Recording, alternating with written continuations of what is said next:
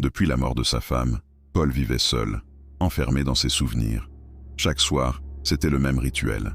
Il faisait défiler les vieilles photos sur son téléphone, des éclats de rire figés, des regards complices, des bribes d'un bonheur qui lui semblait désormais appartenir à une autre vie. Mais ce soir-là, alors que le silence pesait lourdement dans la maison, son téléphone s'est mis à vibrer frénétiquement sur la table basse. L'écran s'est allumé, illuminant une notification qui glaça le sang de Paul. Un appel entrant. Le contact affiché était Clara. Clara, sa femme, décédée il y a 3 ans. Paul a d'abord pensé à un bug, une hallucination cruelle de son esprit fatigué. Mais l'appel insistait, la sonnerie stridente déchirant le silence de la pièce. Son cœur battait à tout rompre, ses mains tremblaient aussi fort qu'il peinait à saisir l'appareil. Finalement, avec une hésitation qui mêlait peur et espoir insensé, il a fait glisser son doigt sur l'écran pour décrocher. Il a porté le téléphone à son oreille, retenant son souffle. Au début, il n'y eut rien. Juste un grésillement, un souffle lointain, comme le vent dans les arbres.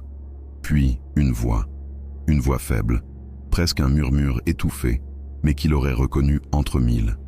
C'était la voix de Clara, mais les mots qu'elle prononça le paralysèrent d'effroi. « Pourquoi tu m'as laissé seul ?» Le téléphone a glissé de sa main tremblante pour s'écraser sur le tapis. L'écran est devenu noir, une obscurité totale. Paul, le souffle coupé, fixait l'appareil inerte. Était-il en train de devenir fou? Quelques secondes plus tard, l'écran s'est rallumé. Pas d'appel cette fois, mais un message.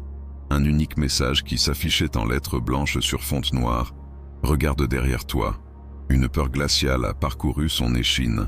Il n'osait pas bouger, sentant une présence invisible dans son dos.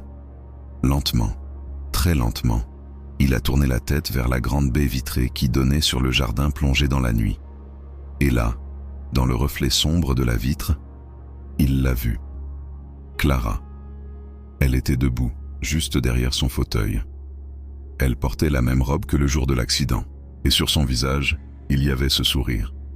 Ce même sourire énigmatique qu'elle avait juste avant de mourir. L'appel s'est terminé, mais l'horreur, elle, ne faisait que commencer. Depuis cette nuit-là, chaque nuit, à 3h13 précise, le téléphone de Paul sonne.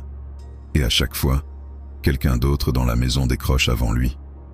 Merci d'avoir regardé cette histoire. Si elle vous a plu, n'oubliez pas de laisser un pouce bleu, de vous abonner à la chaîne et d'activer la cloche pour ne manquer aucune de nos prochaines vidéos. À très bientôt.